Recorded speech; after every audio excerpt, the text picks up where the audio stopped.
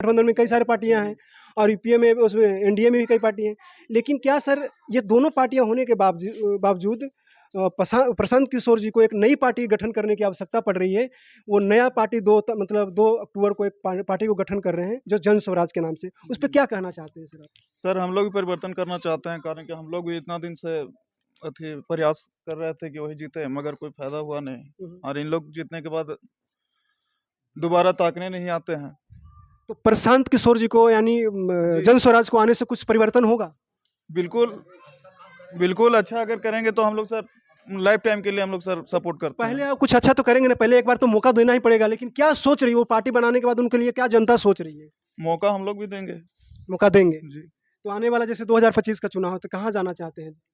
हम लोग भी तो नया नया मतलब कि चेंज करना चाहते हैं। नया चाहते हैं मतलब जी कि दोनों का एक ऑप्शन हम लोग चाहते हैं। हम लोग उब चुके हैं सर। उग चुके हैं जी कि कहीं ना कहीं चाहे हमने कभी इसको इनको देते हैं कभी उनको देते हैं, तो अदल बदल लोग कहते हैं कि हमें ना तो हमें देगा और इसमें हमें कोई तीसरा ऑप्शन नहीं मिला, तो हमें कहीं ना कहीं तीसरा ऑप्शन के रूप में जन स्वराज पार्टी आ रही है। और कुछ भी सर क्या नाम है अभी आपका? विक्की आनंद। विकी आनंद जी, क्या मतलब सोचते हैं मतलब जो 2 ऑप्शन के बाद हमारा तीसरा ऑप्शन मिल रहा है बिहार में? देखिए सर, जो जन स्वराज पार्टी बन रहा है उसमें प्रशांत किशोर पढ़े लिखे हाँ नेता हैं। हाँ। वो ऑलरेडी बीजेपी को भी लाने में बंगाल में उन्होंने सरकार बनाया, यहाँ दिल्ली में सरकार बना, उन्हीं का देन है कि बीजेपी की सरकार बनी। उनके लिए वो कैंपियन का काम किया, उनकी एपैक कंपनी भी काम करती है। सुने हैं एक स्लोगन भी दिए थे, वो स्लोगन याद है आपको?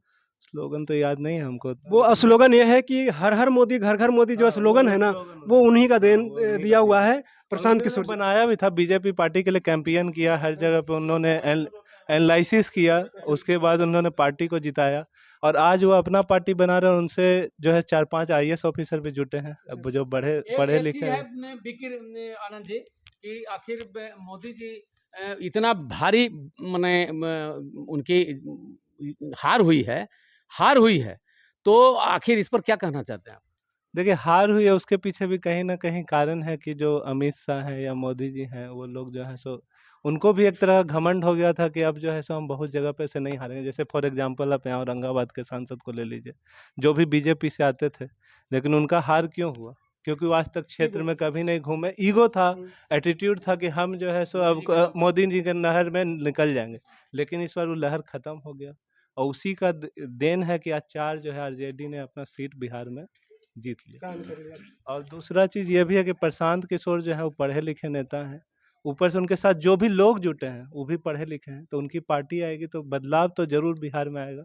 अब वो जीतेंगे नहीं जीतेंगे इस पे तो मैं प्रतिक्रिया नहीं दूंगा, लेकिन ये जरूर है कि वो इन 2 पार्टी को झटका जरूर देंगे। लेकिन क्षति किसको पहुंचाएगी और फायदा किसको पहुंचाएगी? क्योंकि दोनों को फायदा नहीं पहुंचा। दोनों को पहुंचाएंगे, दोनों क्योंकि देखिए ऐसा वो जो है सो जातिवाद पे पार्टी नहीं बना रहे हैं कि आरजेडी जो है सो जाति पे बात में नहीं बना रहे हैं, लेकिन बिहार में आपको भी पता होगा सर कि बिहार में जातिवाद पे ही वोटिंग होती है। तो वो कहीं ना कहीं मतलब वो अपर समाज से आते हैं और बाकी दोनों पार्टियां हैं, जैसे मान लीजिए कि करीब करीब पूरा उम्मीद रहता है बीजेपी को वहीं पे। तो कहाँ पे कहीं कहीं बीजेपी को नुकसान पहुंचाएंगे या फिर बीजेपी के फायदा पहुंचाएंगे, यहाँ पे थोड़ा सा मंथन की जरूरत है सर। तो ये तो जब सीट वितरण होता है तब पता चलता है, क्योंकि आप जो है पार्टी देख के वोट तो होता नहीं है बिहार में। आप ही ने बोला कि जाति देख के वोट जाति देख के वोट होता है। आज अनिल कुमार को वोट हम लोग पार्टी देख के तो नहीं दे रहे हैं कि वो हमसे आए, हमसे भी जीते, वो बीजेपी से आए चाहे जदयू से आए, उनको वोट मिलेगा। तो उसी तरह से अगर प्रशांत किशोर की पार्टी से अगर यहाँ पे आज जनरल सीट मिलेगा तो कहीं ना कहीं तो वो अनिल कुमार को भी क्षति पहुंचाएगा। क्षति तो पहुंचाएंगे। ये तो हम नहीं जानते कि कौन आएंगे उनके पार्टी से। अगर वैसा कोई कैंडिडेट आया जो यहाँ के लिए चेहरा अति पिछड़ा से हो या अति पिछड़ा से हो, या वो देख के देखिए वो ऑलरेडी एक एनालिस्ट है, वो सब कुछ देख के इस सीट का वितरण करेंगे कि कहाँ पे कौन सा पार्टी और कौन सा जातीय समीकरण लगना चाहिए, उसको लगा के ही वो पार्टी में जो है सो चेहरा लाएंगे। अब यहाँ पे कोई नया चेहरा आया जिसको लोग पसंद करेंगे और वोट करेंगे तो हो सकता है कि यहाँ पे भी कुछ बदलाव हो, लेकिन इसकी कोई गारंटी भी नहीं है कि यहाँ पे ही क्षति हो। लेकिन बिहार में कुछ ना कुछ तो क्षति जरूर मतलब जैसे कि इन्होंने कहा कि बिहार में कुछ ना कुछ बदलाव होगा, लेकिन वो मतलब और जन स्वराज पार्टी आने से कहीं ना कहीं मतलब युवा, खासतौर पे युवा जो शिक्षित युवा हैं वो वहाँ पे जुड़ने को लिए तैयार हैं वहाँ, क्योंकि उनको मानता है प्रशांत किशोर जी को माना जा रहा है कि वो एक अनुभवी भी हैं, अनुभवी के साथ साथ वो एक शिक्षित भी हैं। शिक्षित हैं, अनुभवी भी हैं, तो लोग मानते हैं कि आने वाला समय में कहीं ना कहीं हमारे पास तीसरा ऑप्शन भी है। और वो और हमेशा से किंग मेकर रहे हैं सर, वो हमेशा से किंग मेकर का किंग काम किए हैं।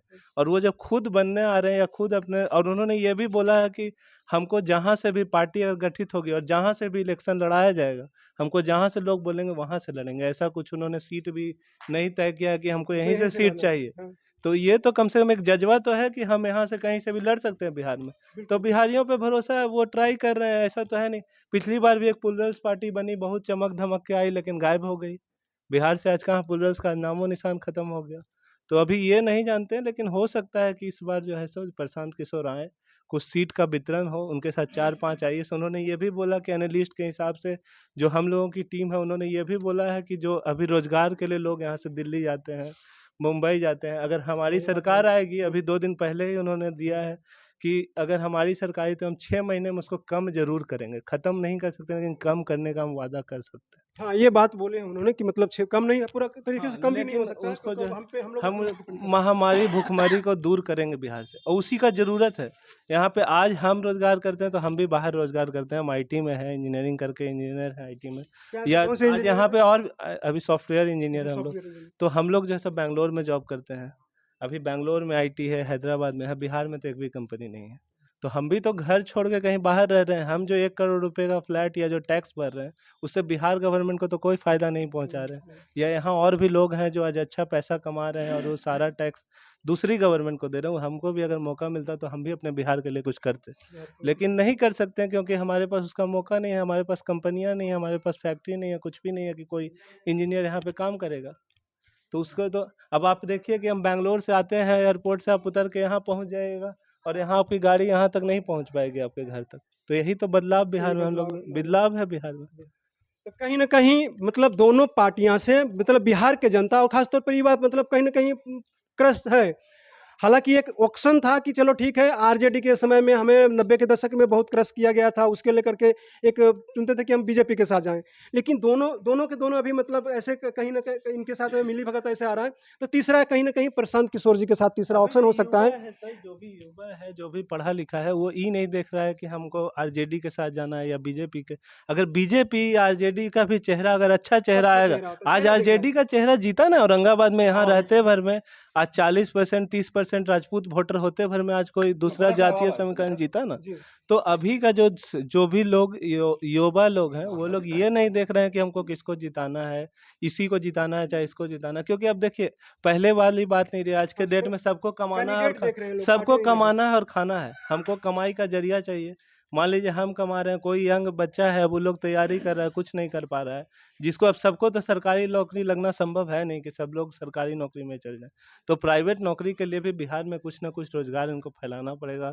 फैक्ट्री है, आज मारुति सुजुकी हरियाणा में, गुजरात सबसे कम सीट लेके आती है, तब भी देखिए कि उनके पास सबसे ज़्यादा फैक्ट्री है। हम 40 एमपी देते हैं, तब भी हमारे पास कुछ नहीं है।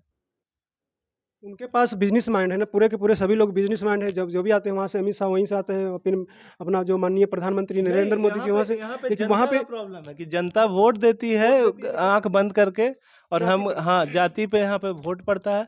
उसी चीज को यहाँ बदलना, और वो बदलने के बाद ही यहाँ बदलाव आएगा। मतलब कहीं न कहीं मतलब कास्ट फैक्टर अगर खत्म होगा तभी मतलब कुछ न कुछ बदलाव आ सकती है। तो हम यहाँ पे अब वीडियो करते हैं समाप्त, लेकिन इस वीडियो पे आप लोग का क्या राय है? क्योंकि आप लोग बिहार में बदलाव चाहते हैं या नहीं?